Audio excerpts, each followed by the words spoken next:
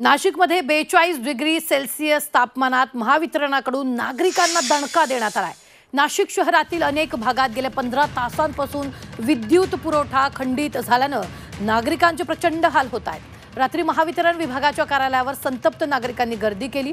15 तास उलटले तरी दुरुस्तीचं काम सुरूच आहे। इंदिरानगर, वडाळा गाव, भारतनगर, खोडेनगर या भागात रात्री 9 पासून वीज गायब झाल्यानं नागरिकांचे हाल होत आहेत।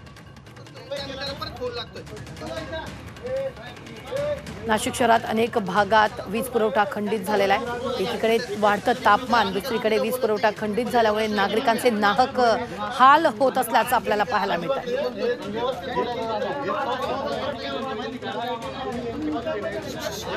एक मिनिट या फोन मध्ये काहीतरी सेटिंग आहे। मी फोन कट करतोय, त्या मिनिटाला परत फोन लागतोय।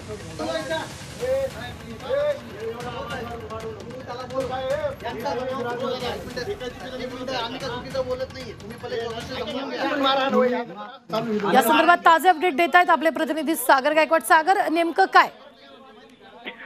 नक्कीच नाशिक शहरामध्ये 42 पेक्षा जास्त टेम्परेचर वाढलंय आणि यात रात्रीच्या वेळी मुंबई नाका, भारतनगर अशा विविध भागांमध्ये लाईट गुल झाली आहे। अनेक ठिकाणी महावितरणचे काम चालू असल्याचं कारण देत ही लाईट बंद असल्याचं समजतंय।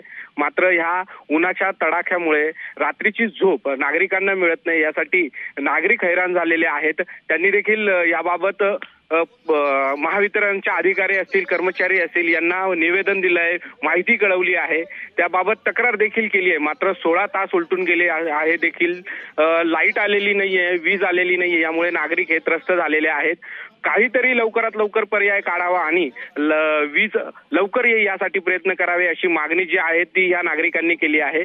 काल रात्रीच्या वेळीला परिसरातील भारतनगर परिसरातील नागरिक जे आहेत ते महावितरण कार्यालयाजवळ आले होते आणि या ठिकाणी त्यांनी गोंधळ देखील घातल्याचं समजतंय आणि पोलीस त्यावेळी घटनास्थळी दाखल झाले होते। लवकरात लवकर काम करू असं आश्वासन जे आहे ते महावितरणच्या कर्मचाऱ्यांनी दिलं होतं। मात्र तरी देखील कुठल्याही प्रकारची लाईट जी आहे ती सुरू झालेली नाहीये।